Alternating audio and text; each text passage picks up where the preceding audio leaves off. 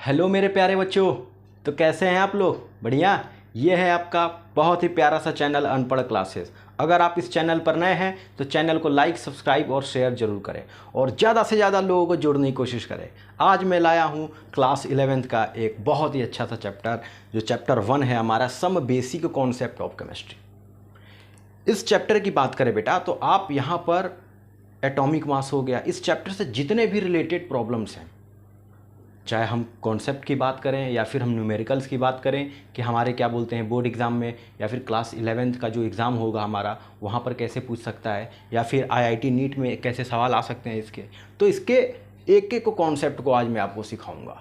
क्या है बेटा? Some basic concept of chemistry. आपको देखने में लग रहा है कि ये तो बहुत बेसिक होगा, पर ऐसा नहीं है बच्चे। ये तो आग लगाने वाला यंत्र है। ये ऐसा चीज़ है ना बेटा जो आपको सिखाएगा कि केमिस्ट्री का मतलब एक्चुअली में है क्या। जो आप बचपन से पढ़ते आ रहे हो, atomic number, atomic mass, number of electron, proton, वो सब है क्या, वो सब आप यहाँ पे सीखने वाले हो बेटा। ठीक है, बहुत अच्छे तरीके से आप यहाँ पर सीखने वाले हो। तो हम बात करेंगे बेटा some basics concept of chemistry की। ठीक है, तो अब मैं आपको बताने जा रहा हूँ बेटा। स्टार्ट करते हैं बेटा। ठीक है, मुझे उम्मीद है कि सारे ही बच्चे हमारे इस चैनल पर बने होंगे और अच्छे से बेटा नोटबुक ले लेना और सामने जो भी कॉन्सेप्ट आता जाए आप उसको बहुत अच्छे से समझना। ठीक है, तो बेटा इसका पहला ही कॉन्सेप्ट है बेटा मैटर। पहले हम मैटर की बात करेंगे बेटा। मैटर होता क्या है बच्चे? कौन बच्चा बताएगा कि मैटर क्या होता है? मैटर का मतलब क्या हुआ बेटा? क्या हुआ बेटा? Anything that occupy space and has mass is called matter. Anything which occupy space and has mass is called matter। उसको हम क्या बोलेंगे बेटे? मैटर बोलेंगे। मतलब ऐसी चीज जिसके पास क्या है बेटा, वो स्पेस को कवर कर रहा है और उसके पास मास है, वो हमारा क्या होगा बेटा? एटम होगा। बात समझ में आई बेटा? ये तो बात क्लियर है। जैसे हम इस व्हाइट बोर्ड की बात कर ले बेटा, ये भी हमारा एक मैटर है क्योंकि इसके पास कुछ ना कुछ मास है और ये स्पेस को भी ऑक्यूपाई कर रहा है। हम बात करें बेटा इस मार्कर की, तो इसके पास भी कुछ ना कुछ मास है और ये भी कुछ ना कुछ स्पेस को ऑक्यूपाई करेगा, तो ये हमारा क्या होगा बेटा? मैटर। ठीक है बेटा, आपने पढ़ा है बेटा क्लास 9th में कि मैटर हमारे 3 टाइप्स के होते हैं, सॉलिड, लिक्विड, गैस। ठीक है, और भी हमारे 2 और अभी थे हमारे यहाँ पे, बोस आइंस्टीन था और प्लाज्मा करके था बेटा, था ना बेटा? पर आपने बेसिकली पढ़ा था कि जो मैटर होता है हमारा वो क्या है बेटा? जिसके पास मास है और स्पेस को ऑक्यूपाई कर रहा है, वो हमारा मैटर है। सिंपल सी बात है बेटा, एकदम आसान सी कहानी है, इसमें ज़्यादा एकदम सोचने वाली बात ही नहीं है। ठीक है बेटा, अब मैं एक बात बताने जा रहा हूं आपको कि मेरे बच्चे, मान लो ये एक कोई मैटर है बेटा। क्या बेटा? मैटर है। मैटर है, क्या है? मैटर है। अच्छा बेटा, इस मैटर के अंदर छोटे छोटे पार्टिकल्स हैं। इस मैटर के अंदर बहुत छोटे छोटे पार्टिकल्स हैं और ये छोटे छोटे पार्टिकल्स क्या होते हैं बेटा? इन्हीं को हम बोलेंगे एटम। इनको क्या बोलेंगे बेटा? एटम बोलेंगे, एटम बोलेंगे। ठीक है, ये जो बेटा एटम होते हैं ना, आप इनको देख नहीं सकते। इन एटम्स को आप जो है आसानी से देख नहीं सकते। इसको बेटा देखने के लिए ना हमें स्पेशली डिजाइन माइक्रोस्कोप की जरूरत होता है। माइक्रोस्कोप की जरूरत होता है, मतलब इन एटम्स को देखने के लिए ना बेटा स्पेशली डिजाइन माइक्रोस्कोप की जरूरत होता है, जिसे हम बोलते हैं बेटा STM। STM इसका मतलब होता है बेटा स्कैनिंग टनलिंग माइक्रोस्कोप। S का मतलब होता है स्कैनिंग और T का मतलब होता है टनलिंग और M का मतलब होता है बेटा माइक्रोस्कोप।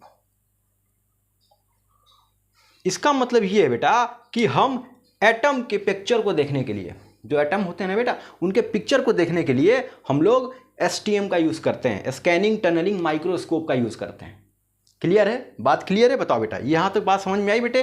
बताओ, कोई दिक्कत नहीं मेरे बच्चे। ये जो हमारा है बेटा, ये एक मैटर है और इसके अंदर एकदम छोटे छोटे पार्टिकल हैं जिन्हें हम क्या बोलते हैं बच्चे, बताओ। इन छोटे छोटे पार्टिकल्स को मैंने क्या बोला है बेटा, बताओ, एटम बोला है। अच्छा, एक बात कहें बेटा आपसे कि मेरे बच्चे बताओ, इस छोटे छोटे एटम को तो ऐसे तो हम देख नहीं सकते भाई, बिना स्पेशली डिजाइन माइक्रोस्कोप के, बिना माइक्रोस्कोप के आप एटम को देख ही नहीं सकते। तो इसको देखने के लिए अब बताओ, मैं कहूँ बेटा कि मान लो एक छोटा सा एटम है, ठीक है, एक हमारे पास छोटा सा एटम है, अब उसको बोलें कि बेटा 3D में वो कैसा नजर आएगा, वो छोटू सा एटम 3D में आपको कैसा नजर आएगा। तो मेरे बच्चे वो जो छोटू सा एटम है वो 3D में हमको स्फेरिकल नजर आएगा बेटा, स्फेरिकल नजर आएगा, स्फेरिकल। अगर उसको हम 3D में देखें तो बेटा वो कैसा नजर आएगा, हमको स्फेरिकल नजर आएगा। बात समझे बेटे, बात समझे। अब हम बात करते हैं बेटा, मान लो हमारे पास कोई एटम है, ये एक एटम है और मैंने इसको स्फेरिकल एज्यूम कर लिया बेटा। बेटा स्फेरिकल एज्यूम करते हैं, याद रखना, ठीक है बेटा, मैंने इसको स्फेरिकल मान लिया। अच्छा, ये बेटा क्या इसकी रेडियस है? तो बेटा स्फेयर का रेडियस क्या होता है? स्फेयर का रेडियस क्या होता है बेटा, आर हो गया। लेकिन अगर स्फेयर की वॉल्यूम की बात करें हम, वॉल्यूम क्या होता है, तो क्या बेटा तुमने पढ़ा 4/3 पाई आर क्यूब। जो स्फेयर की वॉल्यूम की बात करें, क्या आपने पढ़ा है 4/3 पाई आर क्यूब। ये हमारा क्या होता है बेटा, स्फेयर का वॉल्यूम होता है। क्लियर है बात को, बात क्लियर है। अच्छा, एक बात बताओ बेटा, अब आपके दिमाग में सर ये क्यों पढ़ा रहे हो आप केमिस्ट्री में, सर ये मैथ कहाँ से आ गई? तो मेरे बच्चे केमिस्ट्री में मैथ्स इसलिए आ गई क्योंकि यहाँ पर ना बेटा इसका यूज़ है। बेटा आईआईटी और नीट में ना इससे बहुत सवाल पूछे गए हैं, आपको नहीं मालूम होगा। जो आईआईटी नीट में जो हमारे ये कॉम्पिटिटिव लेवल के एग्ज़ाम होते हैं, यहाँ पर इसके बहुत सारे क्वेश्चन पूछे गए हैं, बहुत अच्छे अच्छे लेवल के क्वेश्चन पूछे गए हैं बेटे, याद रखना, बहुत अच्छे लेवल के क्वेश्चन पूछे गए।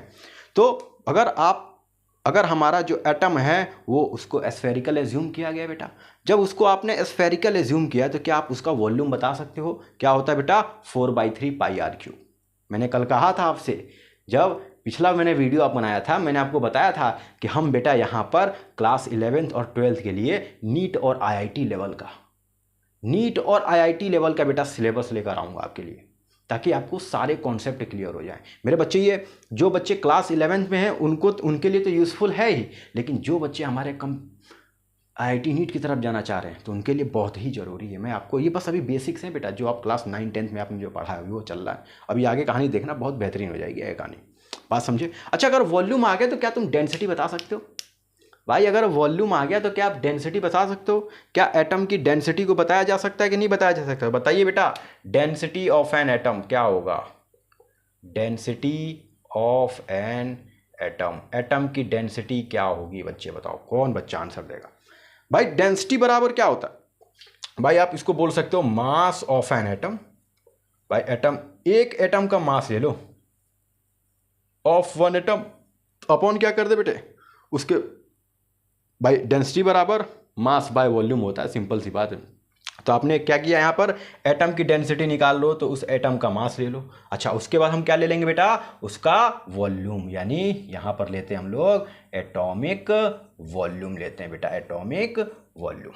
बताओ क्लियर है? और अभी आपको मालूम चल गया बेटा कि एटम का वॉल्यूम कितना होता है, 4/3 पाई आर क्यूब होता है। बताओ मेरे बच्चे, बात क्लियर हुई? ये एक बेसिक सा कॉन्सेप्ट मैंने आपको सिखाया कि मेरे बच्चे मैटर क्या होते हैं, जिनके पास स्पेस है और जिनके पास मास होता है और स्पेस को कवर करते वो हमारे मैटर हैं। ये ना बोल देना कि लड़ाई कर रहे हैं वही मैटर है, वो मैटर नहीं है, वो दूसरा मैटर है, वो अलग ही मैटर है, वो समझे? तो मैटर ही होता है। अच्छा, मैटर के अंदर बेटे और थोड़ा सा डीपली चले गए तो मान लो ये एक मैटर है, इसमें जो छोटे छोटे ये पार्टिकल्स हैं ना बेटा, ये हमारे क्या हैं, एटम है। अच्छा, इन एटम को तो भाई ऐसे देख नहीं सकते, जॉन डाल्टन ने बताया था बेटा, डाल्टन्स एटॉमिक थ्योरी क्लास 9 में आपने पढ़ा हुआ है बेटा, उन्होंने बताया इसके बारे में कि एटम्स को बहुत स्मॉलेस्ट पार्टिकल होते हैं, इनको हम देख नहीं सकते, नेक्ड आई से इनको देख नहीं सकते। तो इनको देखने के लिए एक स्पेशली डिज़ाइन माइक्रोस्कोप का यूज़ किया गया है, जिसे हम एसटीएम बोलते हैं। एसटीएम का फुल फॉर्म क्या होता है बेटा, स्कैनिंग टनलिंग माइक्रोस्कोप। बात क्लियर है? अच्छा, अब हमने आपसे कहा था बेटा कि जो एटम होता है ना, जो हमारा एटम होता है ना मेरे बच्चे, अगर उसको 3D में देखें तो एक स्फेरिकल नज़र आता है, वो 3D में एकदम स्फेरिकल नज़र आता है। और जब 3D में वो स्फेरिकल नज़र आता है तो क्या बेटा, अगर हम किसी भी एटम का रेडियस r ले लें तो क्या आप उसका वॉल्यूम बता सकते हो 4/3πr³? क्या उसकी डेंसिटी बता सकते हो? बता सकते हो बेटा? नोट कर लो बच्चे इतना।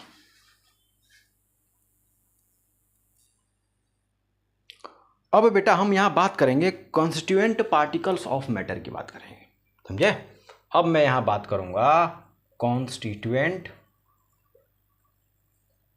पार्टिकल्स ऑफ मैटर की बात करूँगा यहाँ पे, पार्टिकल्स ऑफ मैटर।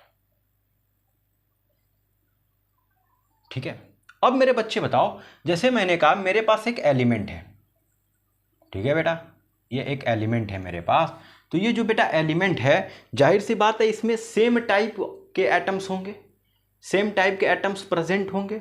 ये बात क्लियर होनी चाहिए बेटा कि अगर कोई एलिमेंट है तो उसमें हमारा सेम टाइप के एटम्स प्रेजेंट होते हैं।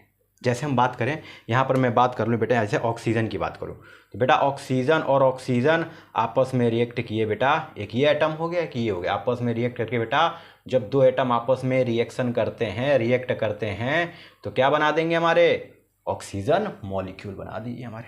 यानी इनके बीच कुछ ना कुछ एक अट्रैक्शन का फोर्स होगा। ये क्या बना दिए बेटा, O2 बना दिए। जैसे आप और भी एग्जांपल ले सकते हो, जैसे आप फॉस्फोरस की बात करें, आपने पढ़ा ना बेटा फॉस्फोरस हमारा P4 है, टेट्रा एटॉमिक पार्टिकल होता है हमारा, या एटम होता है। तो बेटा ये कैसे बना होगा, जाहिर सी बात है फॉस्फोरस के 4 पार्टिकल ले ले, या फिर हम बात कर लें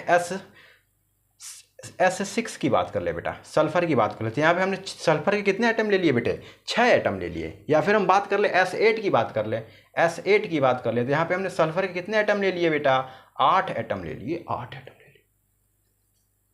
अच्छा, और हम और एक बात कर ले, मान लो हम बात कर लेते हैं, किसकी बात कर ले बेटा, जरा हम यहाँ बोल दे रहे हैं, मान लो 60 कार्बन ले लिया तो देखा बेटा C60 बन गया। तो ये सारे चीज क्या है बेटा, हर एक एटम जो है आपस में कंबाइन होकर ये फॉर्म किया, ठीक है। यहां से बेटा आपको एक चीज समझ में आनी चाहिए कि बेटा क्या इनके बीच फोर्स ऑफ अट्रैक्शन जो है क्या वो इंक्रीज कर रहा है। अगर मेरे बच्चे किसी भी एटम के बीच अगर फोर्स ऑफ एटम हमारा इंक्रीज करता है तो समझ लेना उसकी स्टेबिलिटी बढ़ जाती है, उसकी स्टेबिलिटी जो होती है बेटा वो इंक्रीज कर जाएगी। अगर फोर्स ऑफ अट्रैक्शन इंक्रीज कर गया तो स्टेबिलिटी इंक्रीज कर जाएगी, और जब स्टेबिलिटी इंक्रीज होगी, अब एक बात बताओ, दो लोग करीब आ रहे हैं, पास आ रहे हैं, तो जाहिर सी बात है अगर जब पास आओगे, किसी के तुम करीब जा रहे हो, पास आ रहे हो, तो कुछ ना कुछ बेटा तुम एनर्जी रिलीज करोगे कि नहीं करोगे, बताओ। अगर कोई दो एटम एक दूसरे के करीब जा रहा है और एक कंपाउंड फॉर्म कर रहा है तो क्या कुछ ना कुछ एनर्जी रिलीज करेगा कि नहीं करेगा। पहली बात तो ये है उनके बीच का फोर्स ऑफ अट्रैक्शन बढ़ गया, दूसरी चीज ये है बेटा कि उनकी स्टेबिलिटी बढ़ जाएगी, स्टेबल हो जाएंगे, और तीसरी चीज ये है कि जैसे स्टेबिलिटी बढ़ेगी बेटा उस टाइम ना लार्ज अमाउंट में हीट हमारा जो होता है बेटा वो रिलीज होता है। यहाँ पर हमारा हीट रिलीज्ड होता है, और जब हीट रिलीज्ड होता है, अब यहाँ पे तुम्हें एक बहुत अच्छी बात सिखाने वाला हूँ, जरा समझना। जब कभी भी बेटा हीट अगर रिलीज हो जाए ना तो वहाँ पर होता है डेल्टा H बराबर HF minus HI, delta H बराबर HF माइनस HI। H क्या होता है बेटा, ये होता है हमारा हीट एक्सचेंज, H होता है हमारा हीट एक्सचेंज, और HF क्या हो जाएगा बेटा, क्या हो जाएगा बेटा, फाइनल हीट, और HI क्या हो जाएगा बेटा, इनिशियल हीट। इनिशियल में कितना हीट था, फाइनल हमारा हीट कितना हो गया। अगर हीट रिलीज्ड हो रहा है भाई, फोर्स ऑफ अट्रैक्शन बढ़ा तो स्टेबिलिटी बढ़ गई। अच्छा, जैसे स्टेबिलिटी बढ़ेगी ना बेटा तो फिर हमारा हीट रिलीज होता है। जब कभी भी दो एटम आपस में मिलेंगे, मतलब आपस में रिएक्शन करते हैं, फोर्स ऑफ अट्रैक्शन उनका इंक्रीज करता है तो वहाँ पर हीट रिलीज होगा, याद रख लो ये बात। और जब मेरे बच्चे हीट रिलीज हो जाए ना तो डेल्टा H की जो वैल्यू होती है ना बेटा वो नेगेटिव होती है, नेगेटिव। अब तुम सोचो ये वैल्यू हमारी डेल्टा H की नेगेटिव कैसे आ सकती है, किस कंडीशन में आ सकती है। ये वैल्यू बेटा नेगेटिव तभी आ सकती है जब हमारा HI जो है HF से क्या हो जाए, ग्रेटर देन हो जाए। यहाँ पर जब हमारा HI जो है इज ग्रेटर देन HF हो जाए तो क्या हो जाएगा, हीट एक्सचेंज की वैल्यू क्या हो जाएगी, नेगेटिव हो जाएगी। और जैसे बेटा इसकी वैल्यू नेगेटिव आएगी, ये हमारा एक्सोथर्मिक प्रोसेस शो करता है, आपने पढ़ा हुआ है। एक्सोथर्मिक प्रोसेस क्या होता है बेटा, जहां पर हीट रिलीज्ड होता है उसे बोलते हैं एक्सोथर्मिक। जहाँ पर जिस रिएक्शन में हीट रिलीज होता है उसे बोलते हैं एक्सोथर्मिक। बात क्लियर है मेरे बच्चे? बताओ यहाँ तक बात आपको समझ में आएगी नहीं? बताओ, ठीक है। अच्छा, एक बात और याद रखो बेटा, एक चीज़ और मैं बताने जा रहा हूँ कि अब आपके दिमाग में ये चलेगा कि सर इनके बीच कितना हीट, मतलब कितनी एनर्जी बढ़ेगी है, या हीट कितना रिलीज होगा, कैसे होगा, क्यों होगा। तो उसके लिए आप जो हमारा केमिकल बॉन्डिंग है चैप्टर, वहाँ पे सीखोगे। थोड़ा सा इंतजार करना पड़ेगा आपको, चैप्टर 1, 2, 3 पढ़ने के बाद ही आप केमिकल बॉन्डिंग पर जाओगे और वहाँ पर सीखोगे कि कैसे इनके बीच एनर्जी कितनी होती है।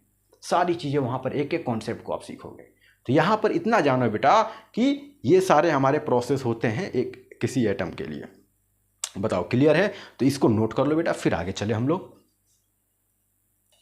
अब बेटा एक बात और याद रख लो कि the smallest particle of element which में बी, यहाँ पे एक बात बता दूं आपको, the smallest particle of an element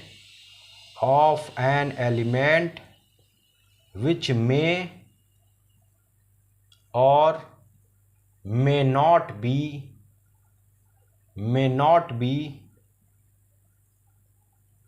exist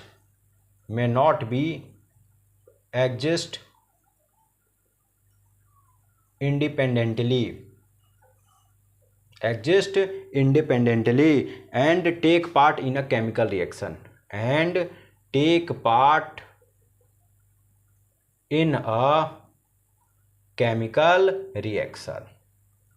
ये सारी बातें बेटा आपने क्लास 9 में पढ़ा हुआ है कि जो हमारा किसी भी एलिमेंट का जो स्मॉलेस्ट पार्टिकल है वो अकेले एग्जिस्ट नहीं करता है। किसी भी कोई भी एटम ना वो सिंगल एग्जिस्ट नहीं करता है। तो फिर वो क्या करते हैं बेटा? वो क्या करते हैं ना कि केमिकल रिएक्शन में पार्टिसिपेट करते हैं। जैसे हम बात करें आपको, जैसे मैं यहाँ पे ले लेता हूँ हाइड्रोजन। बेटा हाइड्रोजन को H लिख दूँ मैं, तो ये सिंगल एग्जिस्ट नहीं करेगा। अगर इसको एग्जिस्ट कराना है तो फिर H2 ले लो, H2 मॉलिक्यूल ले लो, तब जाके एग्जिस्ट कर जाएगा। क्योंकि हर एक एलिमेंट अपने आप को स्टेबल रखना चाहता है, ये बात को याद रखें। हर एक एलिमेंट अपने आप को स्टेबल रखना चाहता है। तो बेटा यहाँ पे हाइड्रोजन भी अपने आप को स्टेबल रखना चाहता है, पर कभी भी जब हाइड्रोजन और क्लोरीन की अगर रिएक्शन कराई जाए तो बेटा क्या बनेगा? HCl बनेगा। और जब HCl बनेगा, अब जाहिर से बात है बेटा इनके बीच फोर्स ऑफ अट्रैक्शन इंक्रीज कर रहा है। जब फोर्स ऑफ अट्रैक्शन इंक्रीज करेगा तो डेल्टा H जो है वो क्या होना चाहिए? नेगेटिव होना चाहिए। और प्रोसेस कौन सा होगा बेटा? एक्सोथर्मिक। प्रोसेस क्या होगा वहां पे? एक्सोथर्मिक। एक्सोथर्मिक का मतलब क्या हुआ कि इस प्रोसेस में हमारा हीट क्या हो गया बेटे? रिलीज्ड हो गया, हीट रिलीज्ड हो। ठीक है बेटा, अच्छे से इसको नोट कर लो। अब बेटा हम बात करेंगे कि हमारे एटम्स के अंदर कौन कौन से पार्टिकल पाए जाते हैं। भाई आपने एटम समझ लिया, ठीक है। अब हम बात करने जा रहे हैं, देखो बेटा पहले मैंने आपको मैटर सिखाया, फिर मैटर के बाद मैंने आपको एटम सिखाया। अब मैं आपको सिखाने जा रहा हूँ कि एटम्स के अंदर मेरे बच्चे कौन कौन से पार्टिकल हमारे पाए जाते हैं, ठीक है। तो बेटे किसी भी एटम के अंदर ना, किसी भी एटम्स के अंदर 3 पार्टिकल पाए जाते हैं बेटा, जिसे हम बोलते हैं सब एटॉमिक पार्टिकल्स ऑफ मैटर। सब एटॉमिक पार्टिकल्स ऑफ मैटर, सब एटॉमिक पार्टिकल्स ऑफ मैटर, ठीक है बेटा। इसके अंदर आता है मेरे बच्चे इलेक्ट्रॉन, प्रोटॉन और न्यूट्रॉन। यहां पर आता है इलेक्ट्रॉन, प्रोटॉन और न्यूट्रॉन। ये वही है बेटा जो तुमने क्लास 9th में चीज़ों को मिस कर दिया था। ये वही टॉपिक पढ़ रहे हो आप जो आप क्लास 9th में इन चीज़ों को आपने क्या किया बेटा? मिस कर दिया है, मिस कर दिया है। आपने इन चीज़ों पे ध्यान नहीं दिया है बहुत अच्छे से बेटा। तो यहाँ पे समझना बेटा बात को। जैसे मैं बोलूँ कि मान लो ये हमारा न्यूक्लियस है, ठीक है बेटे, ये हमारा क्या हो गया? न्यूक्लियस हो गया, ठीक है, ये न्यूक्लियस हो गया। और आपने देखा है ये जो होते थे हमारे, ये क्या होते थे? शेल होते थे, ठीक है। और न्यूक्लियस के अंदर क्या प्रेजेंट होता है बेटा? न्यूट्रॉन और प्रोटॉन। इलेक्ट्रॉन क्या हाँ होते थे बेटे? शेल के अंदर हमारे इलेक्ट्रॉन होते थे। एक एग्जाम्पल के तौर पे समझ लीजिए आप लोग कि शेल के अंदर हमारे जो होते थे इलेक्ट्रॉन होते थे। अच्छा, अब हम बोले बेटा कि किस शेल में कितने इलेक्ट्रॉन होते थे, तो वहाँ पर आपने बहुत अच्छे से जानते हो बेटा कि एक फॉर्मूला दिया गया था बोहर एंड बरी के द्वारा, 2n²। अगर हम n बराबर 1 रखते हैं, अगर बेटा हम n बराबर यहाँ पे 1 पुट कर दें तो हमें k शेल आ जाता है। n बराबर आप 2 पुट कर दो तो कौन सा शेल आ जाएगा, l आ जाएगा। n बराबर आप 3 पुट कर दो तो m आ जाएगा, और n बराबर 4 पुट कर दोगे तो n आ जाएगा। KLMN, ये हमारे 4 शेल होते थे।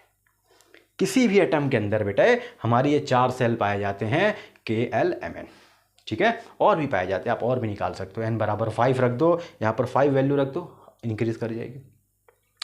तो यहाँ से एक कॉन्सेप्ट मिलेगा कि मेरे बच्चे जो इलेक्ट्रॉन होते हैं अगर इलेक्ट्रॉन की बात करें बेटा, जो हमारे इलेक्ट्रॉन होते हैं वो तो हमारे शेल के अंदर प्रेजेंट होते हैं। अच्छा, न्यूट्रॉन और प्रोटॉन कहाँ प्रेजेंट होते हैं बेटे, न्यूक्लियस में। अच्छा, अगर न्यूट्रॉन और प्रोटॉन जो है न्यूक्लियस में प्रेजेंट है तो बेटा पता है इसको क्या बोलते हैं, पता है इसको क्या बोलते हैं, कौन बच्चा बताएगा, कौन बच्चा बताएगा इसको क्या बोलते हैं बेटा, बताओ इसको क्या बोलते हैं बेटा। जहां पर न्यूट्रॉन और प्रोटॉन प्रेजेंट होते हैं उसे बोलते हैं न्यूक्लियॉन्स। जहां पर न्यूट्रॉन और प्रोटॉन प्रेजेंट होते हैं उसको बोलते हैं बेटा न्यूक्लियॉन्स, याद रखना। अच्छा, और आपने एक चीज और पढ़ा हुआ है बेटा यहाँ पर इस केस में, और आपने पढ़ा हुआ है कि अब हम बात कर ले जरा इलेक्ट्रॉन की। हम थोड़ी सी बात करेंगे इलेक्ट्रॉन की, हम थोड़ी सी बात करेंगे यहाँ पे प्रोटॉन की, और हम थोड़ी सी बात करेंगे यहाँ पे न्यूट्रॉन की। भाई तीनों की बात करेंगे, ठीक है। अच्छा, तीनों की बात करें तो आपको मालूम बेटा जो इलेक्ट्रॉन जो होता है हमारा नेगेटिवली चार्ज होता है। भाई इलेक्ट्रॉन तो हमारे नेगेटिवली चार्ज होते हैं। प्रोटॉन की बात करें बच्चे तो ये हमारे पॉजिटिवली होते हैं, और ये जो होते हैं ना इन पे कोई चार्ज नहीं होता, there no carrying charge. Neutron पे हमारा कोई भी चार्ज नहीं होता है, याद रखो मेरे बच्चे बात को। बात समझ में आई बेटे, बताओ इतनी बात समझ में। अगर हम बेटा यहाँ पे रिलेटिव चार्ज की बात करें, अगर इलेक्ट्रॉन की रिलेटिव चार्ज की बात करें तो वो होता है -1। जो हम लोग आप लिखते हो ना बेटा 1 + 1 उसका लिखते हो 0, तो वो हमारा होता है रिलेटिव चार्ज। सीखो बेटा, उसको बोलते हैं रिलेटिव चार्ज। अच्छा, प्रोटॉन का कितना होता है बेटा रिलेटिव चार्ज, वो होता है हमारा +1, और न्यूट्रॉन का कितना होता है मेरे बच्चे, इसका होता है 0। बताओ क्लियर है, बात समझ में आई। अच्छा, अब हम बात करें बेटा इलेक्ट्रॉन की मास की। मास ऑफ इलेक्ट्रॉन कितना होता है, तो मेरे बच्चे याद रख लो 9.1 × 10⁻31 किलोग्राम, ये होता है इलेक्ट्रॉन का मास। ध्यान रखो बेटा, अभी आगे कहानी ले जाऊंगा मैं, बहुत इंटरेस्टिंग कहानी है, भी समझते रहो बेटा, एकदम बेसिक लेवल की भी बात कर रहा हूं मैं। प्रोटॉन की बात करें तो प्रोटॉन को जो होता है वो आता है हमारा 1.673 × 10⁻24 किलोग्राम। और वहीं बात करें हम न्यूट्रॉन की तो इसका होता है बेटा 1.675 × 10⁻24 किलोग्राम। बस अगर हम न्यूट्रॉन और प्रोटॉन की बात करें तो इनका मास जो होता है ना बेटा वो नियरली सेम होता है। न्यूट्रॉन और प्रोटॉन का जो मास होता है वो क्या होता है बेटे, नियरली सेम होता है, ये बात याद रखोगे, ठीक है। तो हम इसको ऐसे भी बोल सकते हैं बेटा, हम इसको बोल सकते हैं कि मास of proton is nearly same mass of neutron. बात समझ में आई बेटा, बताओ बात समझ में आई बेटा, ठीक है। अच्छा, अब यहाँ पे तुमको एक बहुत अच्छा कॉन्सेप्ट सिखा रहा हूँ बेटा, जरा समझना बेटा, ध्यान देखना बेटा, ठीक है। किसी भी एटम्स पर, कोई भी एटम हो, कोई भी एटम हो, उस पे जो अगर नेट चार्ज की बात करें तो मेरे बच्चे वो 0 होता है। किसी भी एटम का नेट चार्ज जो होता है ना वो 0 होता है। क्या होता है, 0 होता है। कैसे होता है बेटा, क्योंकि उसके अंदर number of electron equals to number of proton होते हैं। यानी अगर इलेक्ट्रॉन और प्रोटॉन हमारे दोनों इक्वल हो गए तो उसका नेट चार्ज कितना आ जाएगा, 0 आ जाएगा। या समझे, बताओ क्लियर हुआ बेटा कि अगर नंबर ऑफ इलेक्ट्रॉन और प्रोटॉन हमारे दोनों के दोनों 0 हो जाते हैं, दोनों के दोनों इक्वल हो जाते हैं, तो हमारा नेट चार्ज कितना आ जाएगा बेटा, 0 आ जाएगा, 0 आ जाएगा। मेरे बच्चे यहां पर एक चीज समझना, आपको मैं समझाने जा रहा हूं कि बेटा जो मास ऑफ, मैं थोड़ा सा रफ कर दूं बेटे, थोड़ा सा रफ कर दो, ठीक है। आपने नोट कर लिया होगा बेटा, ठीक है, मैं रफ कर दे रहा हूं, थोड़ा समझिएगा ध्यान से, बहुत ध्यान से समझना मेरे बच्चे। गजब चीज सीख रहे हो आप, गजब चीज सीख रहे हो, मतलब अद्भुत चीज सीख रहे हैं आप। बहुत अच्छे से समझिएगा मैं आपको क्या समझा रहा हूं, कैसे करना है बेटे इसको।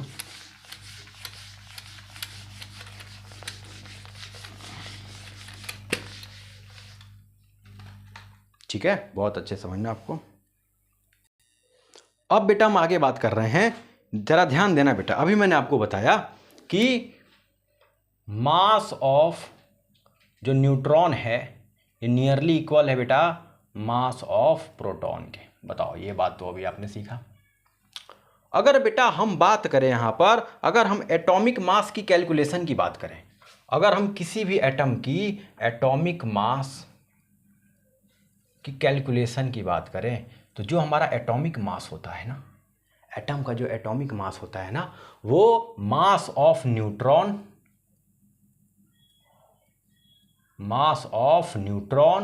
प्लस मास ऑफ प्रोटॉन पे डिपेंड करता है। मास ऑफ प्रोटॉन पे डिपेंड करता है। अब तुम्हारे दिमाग में आएगा कि सर ये इलेक्ट्रॉन फिर कहाँ गया, इलेक्ट्रॉन पे ये क्यों नहीं डिपेंड कर रहा है। तो मेरे बच्चे ऐसा समझ लो कि अभी आपने देखा था कि अगर हम इलेक्ट्रॉन की मास की बात करें तो कितना होता है बेटा, कितना मास होता है इसका, 9.1 इंटू 10 की पावर -31 किलोग्राम। अगर हम बात करें मास ऑफ प्रोटॉन की तो ये होता है बेटा 1.673 इंटू 10 की पावर -27 किलोग्राम। ठीक है, हम बात करें बेटा मास ऑफ न्यूट्रॉन की तो ये होता है बेटा 1.675 इंटू 10 की पावर -27 किलोग्राम। जरा ध्यान से समझना मेरे बच्चे इस चीज़ को कि हमारा जो मास ऑफ इलेक्ट्रॉन है यहाँ पर देखो, इसकी वैल्यू क्या -31 है बेटा, बहुत छोटी वैल्यू है, याद रखो। ये जो वैल्यू है ना बहुत छोटी वैल्यू है। अगर इनके कंपैरिजन में बात करें, अगर इन दोनों के कंपेयर में इसकी बात करें तो मास of proton and mass of neutron जो है ये much much much greater than है मास ऑफ इलेक्ट्रॉन से। इसलिए हम लोग क्या करते हैं, जो इलेक्ट्रॉन का मास होता है ना उसे हम लोग क्या कर लेते हैं बेटा, नेगलेक्ट कर देते हैं, ज़ीरो कर देते हैं। तो इस केस में होता क्या है, किसी भी एटम का जो मास होता है ना उसके न्यूट्रॉन और प्रोटॉन पर डिपेंड करता है, इलेक्ट्रॉन पे डिपेंड नहीं करता। क्यों नहीं करता, क्योंकि इलेक्ट्रॉन का मास बहुत कम होता है प्रोटॉन और न्यूट्रॉन के कंपैरिजन में, इसलिए इसको हम लोग नेगलेक्ट कर देते हैं। बताओ, बात क्लियर है बेटा? यहाँ तक किसी बच्चे को कोई डाउट बताइए, यहाँ तक बेटा किसी भी बच्चे को डाउट? अगर यहाँ पर अगर आपको कोई डाउट नहीं है तो अब हम अगला टॉपिक लेके चल रहे हैं, आपको थोड़ा सा आगे लेके चलूँ मैं, रिप्रेजेंटेशन ऑफ एटम की बात करूँगा मैं। इसको अच्छे से देख लीजिए बेटा, अगला टॉपिक मेरा रहेगा रिप्रेजेंटेशन ऑफ एटम, कि एटम को रिप्रेजेंट कैसे करते हैं, रिप्रेजेंटेशन ऑफ एन एटम, कि एटम को रिप्रेजेंट कैसे किया जाता है। मैंने कहा बेटा एटम को रिप्रेजेंट करने के लिए यहाँ पर मैंने कोई एक एलिमेंट लिया, ठीक है, यहाँ पर मैंने रख दिया Z और यहाँ रख दिया मैंने A। जो बच्चे ये Z होता है ये होता है बेटा एटॉमिक नंबर को बताता है। Z जो होता है ये हमारा एटॉमिक नंबर को बताता है, और जो A जो होता है ये हमारे एटॉमिक मास या मास नंबर को बताता है। बात समझो बेटा, जो Z होता है वो एटॉमिक नंबर को बताता है, जो A होता है वो हमारा एटॉमिक मास या मास नंबर को बताता है। अब बेटा हम यहाँ पे बात कर रहे हैं, बहुत अच्छे से ध्यान समझ लो बेटा, कि प्रोटॉन का मास हमारा 10 की पावर -27 होता है। कभी कभी बच्चे ना ग्राम के चक्कर में -24 लिख देते हैं, ठीक है, तो इसको बहुत अच्छे समझिएगा। न्यूट्रॉन की मास करें तो हमारा इतना होता मास, ठीक है। अच्छा भाई, आपको मालूम जो Z होता है वो एटॉमिक नंबर को बता रहा है, जो A होता है वो एटॉमिक मास को बता रहा है। अब यहाँ से जरा एक चीज़ समझना है मेरे बच्चे, यहाँ से आपको एक चीज़ समझना है, बहुत ध्यान दीजिएगा बेटा, कि मास नंबर क्या है बेटा, हमारा A है। ये क्या होता है बेटा, number of proton plus number of neutron. यहाँ से एक फॉर्मूला आता है A बराबर P प्लस N। बात समझिए बेटा, A बराबर क्या होता है, P प्लस N। अच्छा, जो A होता है ना बेटा, इसको एटॉमिक मास क्यों बोलते हैं, क्योंकि ये एटम के मास को डिफाइन करता है। ए को हम लोग एटॉमिक मास या मास नंबर इसलिए बोलते हैं क्योंकि कोई भी एटम है ना उसके मास को डिफाइन करता है हमारा ए।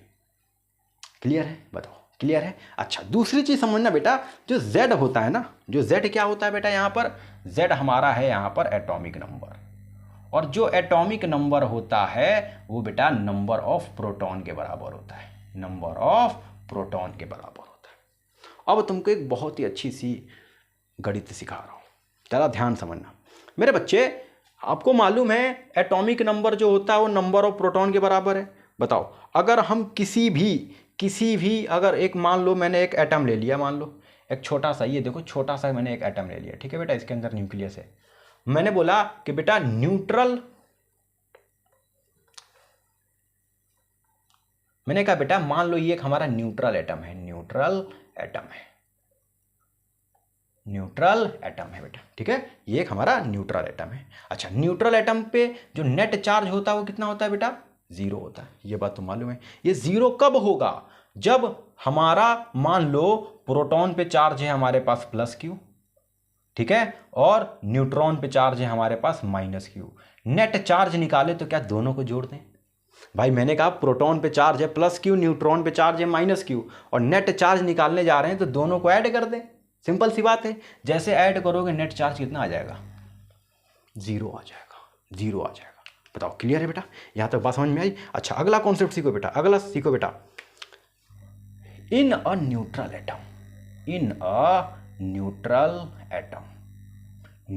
एटम के केस में क्या होता है बेटा? समझना जरा बात को, समझना। जो हमारा क्या बोलते हैं Z बराबर जो होता है वो E बराबर P होता है। सिर्फ और सिर्फ न्यूट्रल एटम के केस में होता है। जरा ध्यान समझना, अभी आगे कहानी ले जाऊंगा। न्यूट्रल एटम के केस में क्या होता है? जो एटॉमिक नंबर होता है वो number of electron and number of proton के बराबर होता है। समझो बात को बेटा, जो एटॉमिक नंबर होता है वो हमारा number of electron and number of proton के बराबर होता है। बेटा आपने एटॉमिक क्या बोलते हैं मास नंबर निकालना सीख लिया। आप देखो पहला फॉर्मूला A बराबर P+N। अच्छा, आपने हमारा क्या बोलते बेटा, आप यहाँ से एटॉमिक नंबर भी बता सकते हो, मास नंबर भी बता सकते हो। मेरे बच्चे एक चीज़ और सिखा दूं मैं आपको। अगर बेटा आपसे बोल दिया जाए तुम यहाँ पे इलेक्ट्रॉन प्रोटॉन तो आसानी से निकाल लोगे, लेकिन अगर मैं बोलूँ बेटा कि किसी भी एटम में न्यूट्रॉन कितने हैं, किसी भी एटम में हमारे न्यूट्रॉन को कैसे निकालेंगे हम लोग, नंबर ऑफ न्यूट्रॉन को कैसे निकालते हैं, समझो बेटा। तो नंबर ऑफ न्यूट्रॉन को निकालने के लिए मैं आपको एक फॉर्मूला दे रहा हूं बेटा कि एटॉमिक मास में क्या कर देना, एटॉमिक नंबर को माइनस कर देना। एटॉमिक मास में एटॉमिक नंबर को माइनस कर दो, देखो न्यूट्रॉन आ जाएंगे। कैसे बेटा? देखो A बराबर क्या बताया था? P+N, और Z बराबर मैंने बताया था जो Z होता है वो किसके बराबर होता है बेटा? प्रोटॉन के बराबर होता है। देखो बेटा ये जो Z है क्या यहाँ P के बराबर है? तो Z की जगह मैं P रख दूँ। अच्छा, माइनस लगा तो देखो P से P कैंसिल हो गया, क्या आ गया? न्यूट्रॉन।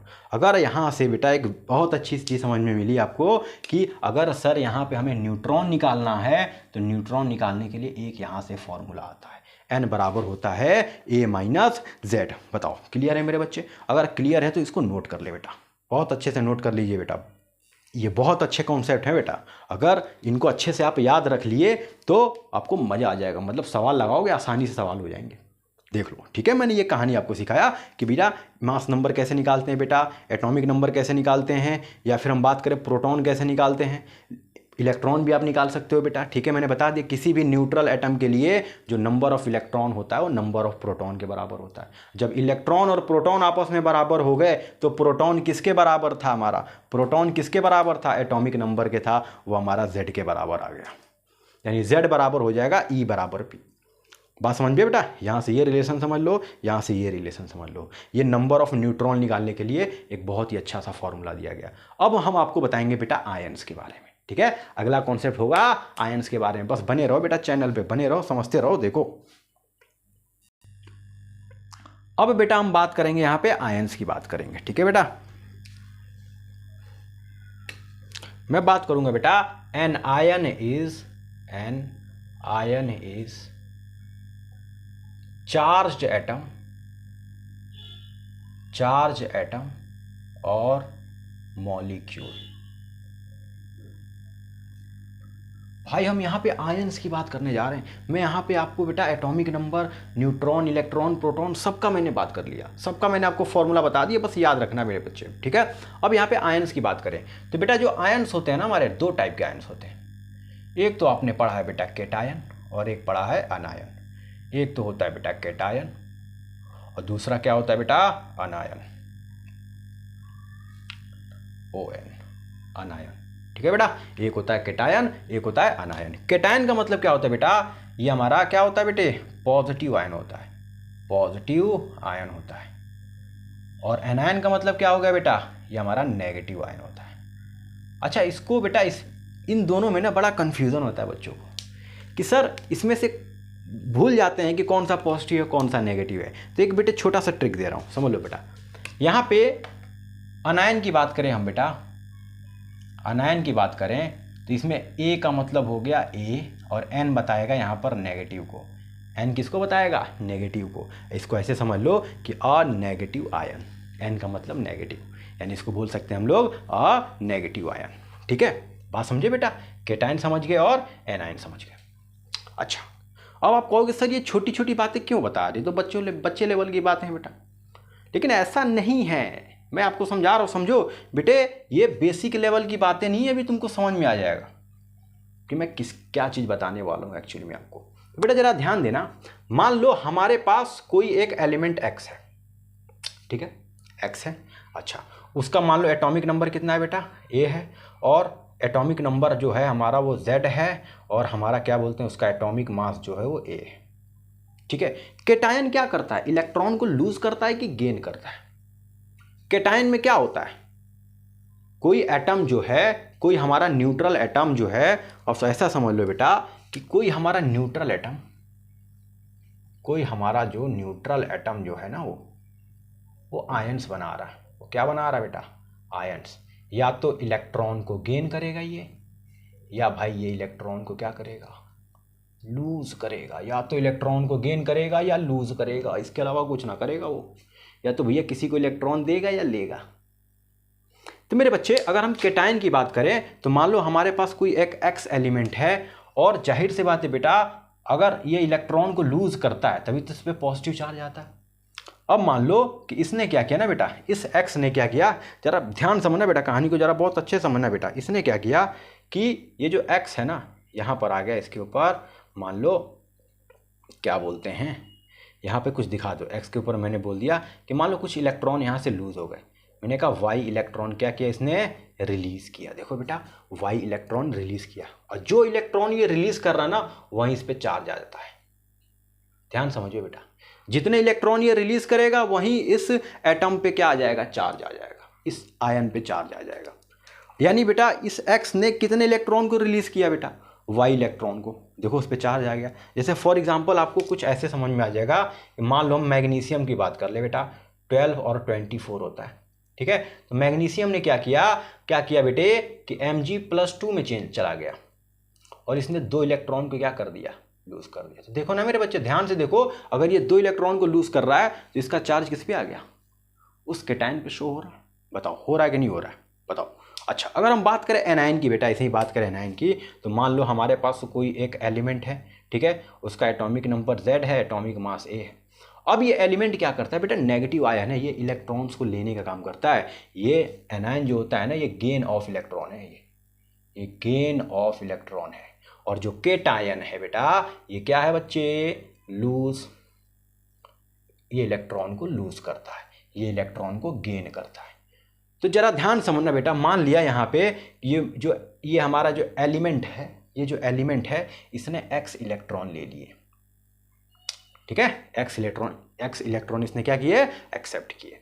जब ये x इलेक्ट्रॉन एक्सेप्ट करेगा बेटा, तो इस पे जो चार्ज आता है ना, वो mx- आ जाता है, देख लो।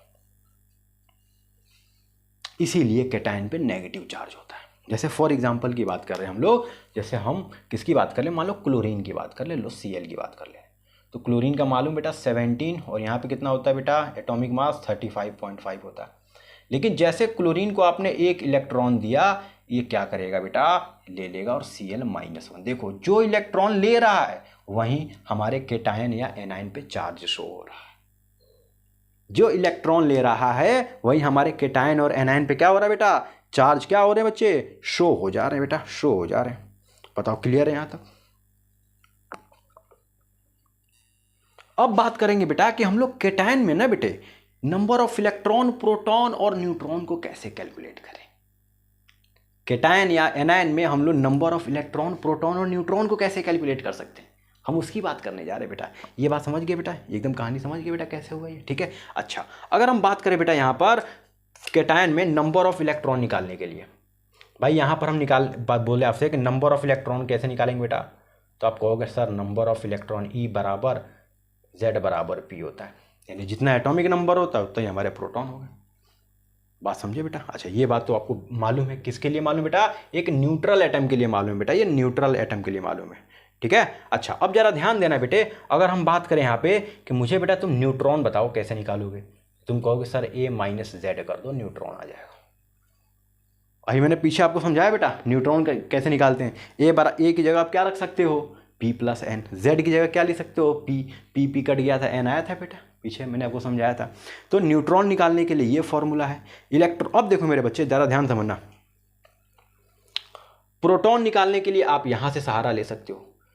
ये तो तब लगाओगे जब हमारा बेटा जो एटम होगा वो न्यूट्रल होगा, पर यहाँ पे हम न्यूट्रल एटम की बात नहीं कर रहे हैं, यहाँ पे हम न्यूट्रल एटम की बात नहीं कर रहे हैं, यहाँ पे तो हम आयंस की बात कर रहे हैं, केटायन की बात कर रहे हैं। तो केटायन में याद रखो बेटा, केटायन के अंदर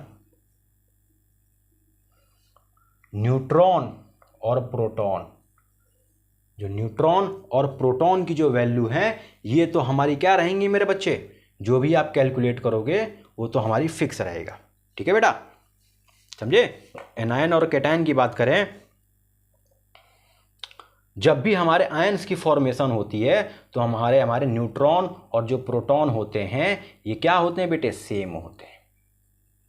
जब कभी भी आयंस की फॉर्मेशन होती है तो वहाँ पर न्यूट्रॉन और प्रोटॉन हमारे सेम रहते हैं। सेम कहानी यहाँ भी है बेटा, सेम कहानी यहाँ भी न्यूट्रॉन और प्रोटॉन हमारे सेम होंगे।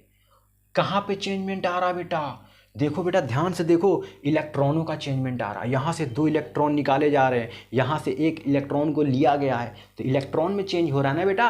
तो एनायन और केटायन में सिर्फ और सिर्फ इलेक्ट्रॉन में चेंजमेंट आता है और कहीं नहीं आता है। यानी अगर हम केटायन की बात करें या फिर हम एनायन की बात करें तो एक तुमको रामबाण फॉर्मूला दे रहा हूँ, जरा समझ लो। कभी भी आपको इलेक्ट्रॉन निकालना है, नंबर ऑफ इलेक्ट्रॉन निकालना है, तो उसके लिए आप फॉर्मूला लिख लो Z-X। और X क्या होता है बेटा, X क्या होता है, X होता है जो इलेक्ट्रॉन को आप या तो रिमूव किए हो या फिर जो आपने गेन किया हुआ है। मैंने आपको एक यहाँ से फॉर्मूला सिखाया कि एनायन और केटायन में प्रोटॉन और न्यूट्रॉन सेम होते हैं, कहाँ पर चेंजमेंट आता है, सिर्फ और सिर्फ इलेक्ट्रॉन में चेंजमेंट आता है। क्योंकि वहाँ देखो, यहाँ पर आपने 1 इलेक्ट्रॉन को गेन किया है, यहाँ पर 1 इलेक्ट्रॉन को आप लूज़ कर रहे हो। पहले मैग्नीशियम के पास 12 इलेक्ट्रॉन थे, बाद में कितने बचे, 2 उसने दे दिया, कितने बचे, 10 इलेक्ट्रॉन बचे। क्लोरीन के पास पहले 17 इलेक्ट्रॉन थे, उसने एक और ले लिया तो उसके पास कितने इलेक्ट्रॉन हो गए, 18 हो गए। तो किस में चेंजमेंट आ रहा बेटा, सिर्फ और सिर्फ इलेक्ट्रॉन में चेंजमेंट आ रहा। समझ गए हो बेटा, तो इसको नोट कर लो। अब मेरे बच्चे आपने आयंस के लिए, आपने बेटा आयंस के लिए आप इलेक्ट्रॉन निकालना सीख चुके हो। बताओ, सीख चुके हो तो कुछ सवाल कर लिया जाए हम लोग, फिर सवाल कर लेते हैं बेटा। आ जाओ, सवाल लो। पहला सवाल दिया मैं आपको बेटा, मैंने पहला सवाल दिया आपको कि calculate the number of electron, calculate the number of electron in O2- ion. भाई O2- आयन में कितने नंबर ऑफ इलेक्ट्रॉन हैं? तो मेरे बच्चे एक बात बताओ, सबसे पहले तो इसका पूरी गणित लिख दो। ऑक्सीजन का एटॉमिक नंबर कितना होता है बेटा, 8। एटॉमिक मास कितना होता है, 16। अच्छा, O2- की बात कर रहा है ना बेटा, जो ये 8 है ये किसको डिनोट कर रहा है, एटॉमिक नंबर को। भाई 8 किसको बता रहा है, Z को बता रहा है। 16 किसको बता रहा है बेटा, A को बता रहा है, एटॉमिक मास को बता रहा है। अच्छा, कितने इलेक्ट्रॉन ये ले रहा है बेटा, 2 ले रहा, तभी तो इस पर -2 चार्ज आया है। तो भाई इसको आपने 2 इलेक्ट्रॉन दे दिया। जब ये 2 इलेक्ट्रॉन लिया है तभी तो बना है बेटा O2-। बताओ, क्लियर है? 2 इलेक्ट्रॉन लिया बेटा तभी तो इसने ये बनाया। अच्छा, अब समझो मेरे बच्चे, मैंने आपको फॉर्मूला बताया, बोला ना calculate the number of electron. तो बेटा नंबर ऑफ इलेक्ट्रॉन निकालने के लिए मैंने आपको फॉर्मूला बताया हुआ है। कौन सा फॉर्मूला है मेरे बच्चे? मैंने कहा है Z-X। जो एटॉमिक नंबर है, एटॉमिक नंबर बेटा कितना दिया है इसका, 8। अच्छा, कितने इलेक्ट्रॉन आपने यहाँ पे दिया हुआ है बेटा, आपने यहाँ पर कितने इलेक्ट्रॉन ये ले रहा है बेटा, इस पे चार्ज कितना है बेटा, -2 का चार्ज है ना, तो ये -2 रख दो। देखो बेटा, एक तो पहले से माइनस था और ऑक्सीजन पे चार्ज कितना आया था बेटा, -2, यही हम लोग लेते हैं बेटा, याद रखना यही हम लोग लेते हैं। तो बेटा 8 + 2 कितना आ गया, 10 आ गया। देखो 10 इलेक्ट्रॉन, यानी ऑक्सीजन एटम में कितने इलेक्ट्रॉन हो गए, 10। बात समझ में आई बेटा? बताओ, अगर तुमको ये बात समझ में आ गई हो तो क्या हम एक दूसरा सवाल दे दे, करके दिखा दोगे? तो बताओ बेटा, बता दो बेटा, calculate the number of electron in Mg2+। Calculate the number of electron in Mg2+, magnesium +2 charge में कितने इलेक्ट्रॉन होंगे? तो मेरे बच्चे सिंपल सी बात है, मैग्नीशियम की बात करें बेटा तो एटॉमिक नंबर बेटा होता है 12, एटॉमिक मास होता है 24। अच्छा, अब ध्यान से देखो बेटे, +2 में जा रहा है बेटा, ये +2 में जा रहा है, एक्स की वैल्यू है दिया गया आपको, या तो शॉर्ट ट्रिक लगा लो सीधे कि नंबर ऑफ इलेक्ट्रॉन बराबर क्या आ जाएगा, Z - X। ठीक है, तो Z कितना है इसका दिया गया है 12, X कितना दिया गया बेटा +2, घटा लो बेटा कितने इलेक्ट्रॉन आ गए, 10 इलेक्ट्रॉन आ गए। ये तो शॉर्ट ट्रिक है, बस X की जगह रखना, आपको काम बन जाएगा। अच्छा, थोड़ा समझना चाहते हो तो मैग्नीशियम ने क्या किया बेटा, मैग्नीशियम जो है Mg+2 में गया, तब गया होगा जब ये 2 इलेक्ट्रॉन क्या किया होगा, लूज किया होगा, तब ये गया होगा। अच्छा, तो बेटा आपने आयन्स का तो नंबर ऑफ इलेक्ट्रॉन आप निकाल लोगे, लेकिन अगर मान लो आपको मॉलिक्यूल्स का दे दिया जाए तब कैसे करोगे? सवाल ये आता है कि अगर मॉलिक्यूल्स का आ जाए तब कैसे करेंगे आप? तो मेरे बच्चे, जैसे मैंने आपको एक सवाल दिया मॉलिक्यूल्स के लिए, calculate the number of electrons in NO3- ion, ion बोल रहा हूँ, मॉलिक्यूल बेटा, सॉरी, यहाँ पर होगा NO3- मॉलिक्यूल। इसमें आपको बताने हैं कि कितने हमारे क्या हैं मेरे बच्चे, NO3 मॉलिक्यूल में कितने इलेक्ट्रॉन हैं। तो कैसे करोगे, अब इस सवाल को कैसे करोगे? तो मेरे बच्चे सेम कहानी है, वैसे ही होगी जैसा आप करते आ रहे हो। भैया आप नंबर ऑफ इलेक्ट्रॉन निकालने के लिए क्या किए थे, आप Z लिए थे बेटा। यहाँ पे ना बेटा एल्जेब्रिक सम ले लो, एटॉमिक नंबर का एल्जेब्रिक सम ले लो। देखो जरा ध्यान देखना बेटा, फॉर्मूला तो ये होता है Z - X, पर जब कभी भी मॉलिक्यूल के लिए पूछेगा तो देखो ध्यान से देखो, एल्जेब्रिक सम, हमने एटॉमिक नंबर ले लिया पहले न्यूट्रॉन का। अच्छा, यहाँ पे न्यूट्रॉन के कितने हमारे एटम है, 1 है। अच्छा, प्लस आप ऑक्सीजन की बात करें तो ऑक्सीजन का हमारा एटॉमिक नंबर ले लो, आप ऑक्सीजन का आप एटॉमिक नंबर ले लीजिए। अच्छा, यहाँ पे इस ऑक्सीजन के कितने एटम है, तो 3 एटम है। अच्छा, माइनस है बेटा, माइनस है, एक्स की जगह वैल्यू क्या रख दूं, आप कहोगे सर -1 रख दीजिए, -1 रख दीजिए। देखो समझे बेटा, जब कभी भी मॉलिक्यूल का निकालना होगा तो एल्जेब्रिक सम ले लेना, उनका एटॉमिक नंबर का एल्जेब्रिक सम ले लेना, आ जाएगा। बात समझे? तो देखो बेटा, यहाँ पर अगर हम Zn की बात करें, यहाँ पे बेटा न्यूट्रॉन के एटॉमिक नंबर की बात, तो नाइट्रोजन के एटॉमिक नंबर की बात करें तो बेटा नाइट्रोजन का एटॉमिक नंबर कितना होता है, 7 होता है, 7 × 1 हो गया। प्लस ऑक्सीजन का कितना होता है बेटा एटॉमिक नंबर, 8 × 3 हो गया, और माइनस +1 हो गया, तो कितना आ जाएगा बेटा, 8 3 या कितना हो गया 24, और ये 8 हो गया, यानी कितना आ गया 32 इलेक्ट्रॉन। देख लो बेटा, देख लो मेरे बच्चे, 32 इलेक्ट्रॉन आ गए। ऐसे निकालते हैं बेटा किसी भी आयन्स का, अगर आपको चाहे वो केटायन हो या फिर हमारा अनायन हो, चाहे हमारा क्या बोलते हैं केटायन हो या अनायन हो या फिर मॉलिक्यूल हो, अगर उसमें आपको नंबर ऑफ इलेक्ट्रॉन निकालना है तो मैंने आपको तरीका सिखाया हुआ है, इस फॉर्मूले को याद रखोगे और निकल जाएगा। ठीक है, मॉलिक्यूल में इतना चेंजमेंट है कि आपको एल्जेब्रिक सम लेना है। ठीक है बेटा, क्लियर है? बताओ क्लियर है तो इसको नोट कर लीजिए बेटा। ठीक है बेटा, समझ में आया? तो निकाल लोगे नंबर ऑफ इलेक्ट्रॉन। अब हम बात करेंगे बेटे अगले कॉन्सेप्ट की, एटॉमिक मास की बात करेंगे। अब आप धीरे धीरे ना चैप्टर में आ रहे हो, समझ लो बेटे, एकदम डिटेल्ड डिस्कशन कर रहा हूँ मैं, एक एक चीज़ बारीकी से बता रहा हूँ आपको ताकि आपको समझ में आए। हम यहाँ बात करेंगे बेटा एटॉमिक मास की, एटॉमिक मास की बात करेंगे। ठीक है बेटा, एटॉमिक मास की। अच्छा मेरे बच्चे, एटॉमिक मास की बात करें, the mass of one atom, the mass of one atom is called atomic mass. Atomic mass भाई किसी भी एक एटम का जो मास होता है वही होता है हमारा एटॉमिक मास। अच्छा इसको बेटा इसका जो यूनिट की बात करें बेटे, इसकी यूनिट जो होती है बेटा वो कौन कौन सी यूनिट होती है इसकी, तो ये एक तो बेटा हमारा आपने पढ़ा है बेटा AMU। AMU जिसे बोलते हैं हम लोग एटॉमिक मास यूनिट बोलते हैं। दूसरा आपने बेटा इसका पढ़ा हुआ है बेटा U, जिसे यूनिफाइड मास बोलते हैं। U को बोलते हैं हम लोग यूनिफाइड मास। और तीसरा आपने बेटा पढ़ा हुआ है, कौन सा नहीं पढ़ा है तुमने, जानते ही नहीं हो, इसे बोलते हैं DA, इसको बोलते हैं बेटा डाल्टन। ये तीन जो होते हैं AMU, U और DA, ये हमारे एटॉमिक मास के यूनिट होते हैं। देखो बेटा DA भी आज पता चल गया होगा नया तुम्हें, समझ रहे हो कि नहीं समझ रहे हो। अच्छा ये बात तो आपको क्लियर हो गई। लेकिन अगर हम बात करें बेटा एटॉमिक मास को कैलकुलेट कैसे करेंगे, कैलकुलेशन ऑफ एटॉमिक मास। भाई एटॉमिक मास को हम लोग कैलकुलेट कैसे कर सकते हैं, जरा समझना बात को बेटा।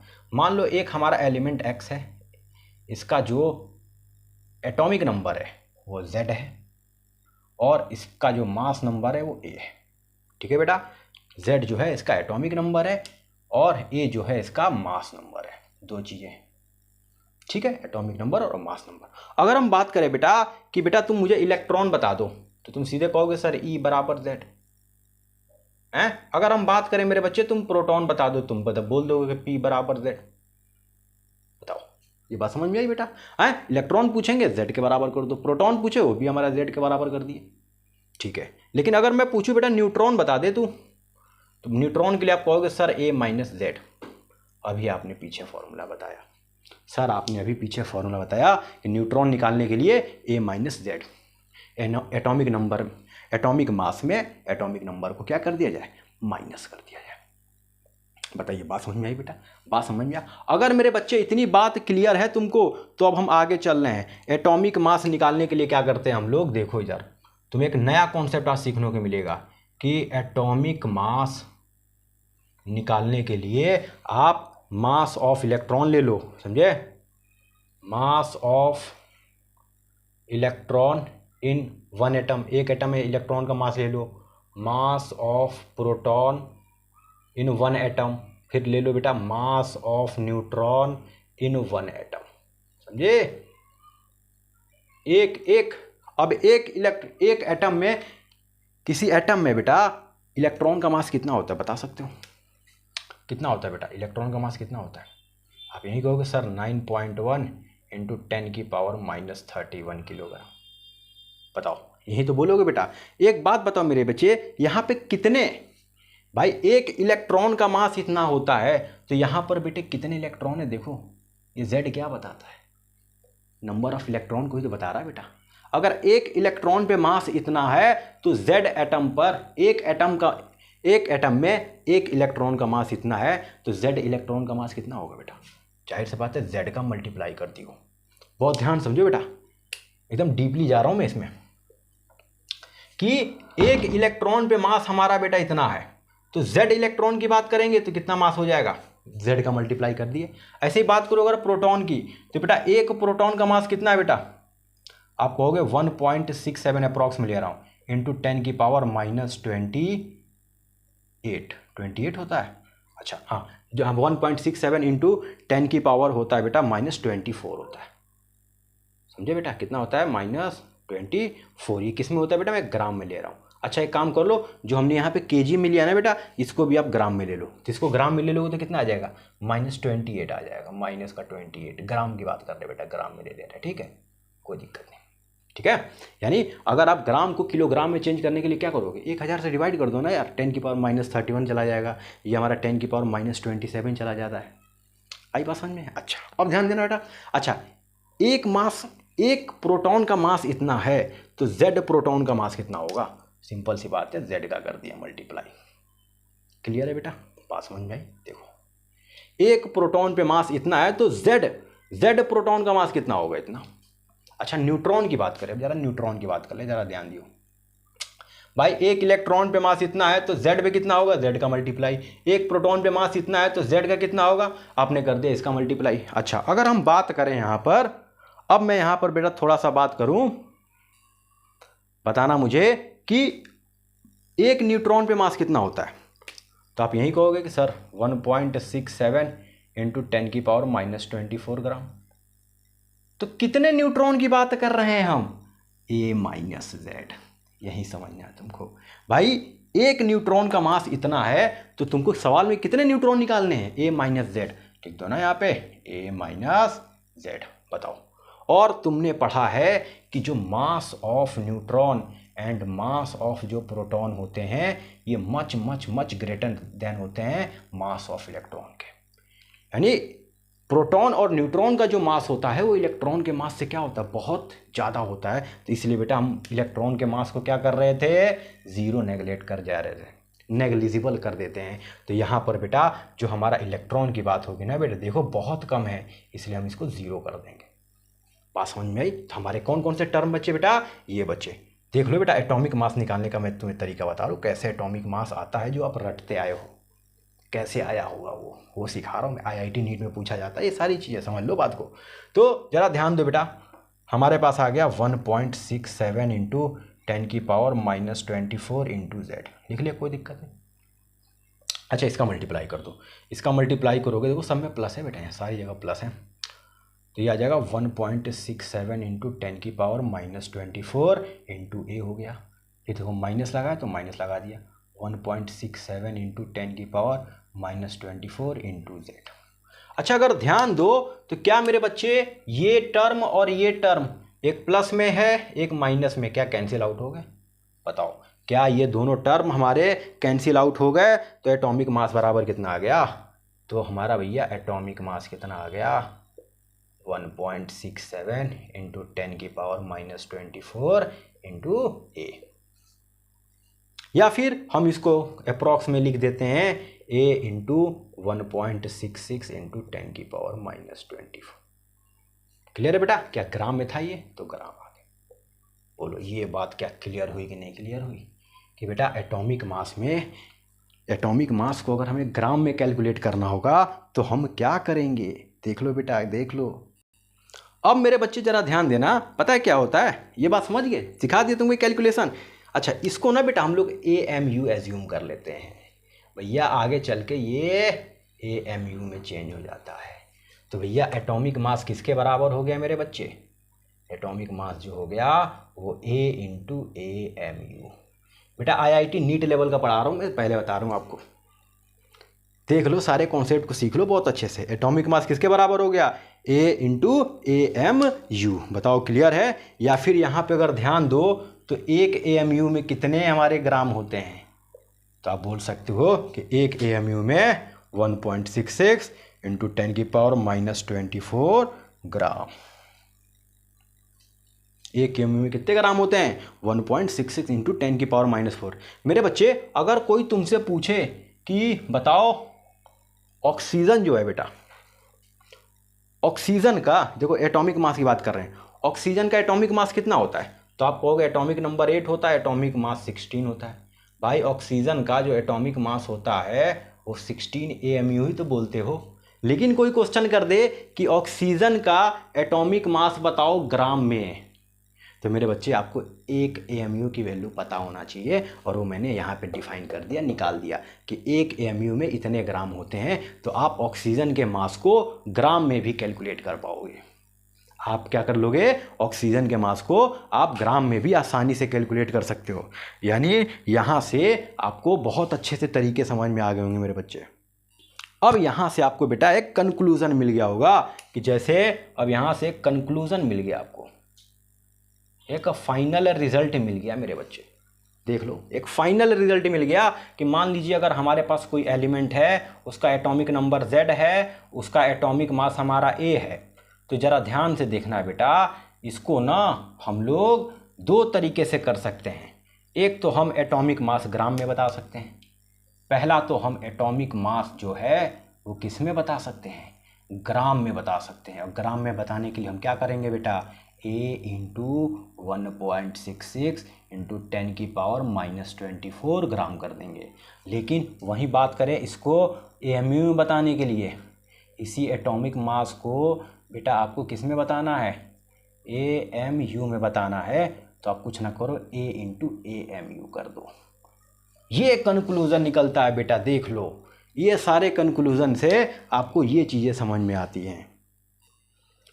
मेरे बच्चे, अगर तुमको ये सारे छोटे छोटे जो बेहतरीन कॉन्सेप्ट है अगर तुमको समझ में आ गए हो तो एक बार वीडियो को लाइक ज़रूर कर देना, शेयर ज़रूर कर देना और सब्सक्राइब तो आपने किया ही है, ठीक है। तो मेरे बच्चे, आज आपने सीखा कि अगर किसी भी एलिमेंट का जो एटॉमिक मास दिया रहेगा उसको ग्राम में कैलकुलेट करने के लिए बोलेगा तो कैसे करेंगे। नीट IIT में सारी चीज़ें पूछी जाती हैं बेटा। ये सारे कॉन्सेप्ट देख लो, मैंने एक एक चीज़ आपको समझा दी है यहाँ पर कैसे हो रहा है बेटा। आगे हम बात करेंगे एवरेज एटॉमिक मास की, मॉलिक्यूलर मास की, एवरेज मॉलिक्यूलर मास, यानी बहुत अभी अच्छे अच्छे कॉन्सेप्ट है जो मैं आपको IIT और नीट लेवल का सिखाऊंगा। तो मेरे बच्चे, अच्छे से इस वीडियो को आप देख लीजिए और अच्छे से सारे कॉन्सेप्ट को क्लियर कर लीजिए, ठीक है मेरे प्यारे बच्चे। और अगर आप नए हैं तो चैनल को लाइक, सब्सक्राइब और शेयर ज़रूर करें। मैं चाहता हूं कि मेरे जितने भी मेरे बच्चे हैं, जो प्यारे बच्चे हैं, जिनके पास फाइनेंशियल कमी है बेटा, उनके पास पैसे की कमी है और अच्छे से उनके पास सोर्सेज नहीं है कि वो कहीं जाकर किसी एकेडमी में जाके अच्छे से पढ़ाई कर सके, तो मैं आपके लिए केमिस्ट्री IIT लेवल का पढ़ा रहा हूँ बेटे। आप यहाँ पे जुड़कर अच्छे से पढ़ सकते हो, ठीक है बेटे, ठीक है। और जो बच्चे यहाँ पर नए हैं वो चैनल को लाइक, सब्सक्राइब, शेयर ज़रूर करेंगे और ज़्यादा से ज़्यादा लोगों को शेयर कीजिएगा। अगली क्लास में फिर धमाकेदार क्लास होगी, नेक्स्ट क्लास, वहाँ सीखोगे आप कैसे क्वेश्चन को सॉल्व करना है मेरे बच्चे, ठीक है। तो सभी बच्चे अपना ख्याल रखिएगा, हम फिर मिलेंगे नेक्स्ट क्लास में। ओके बेटा, बाय।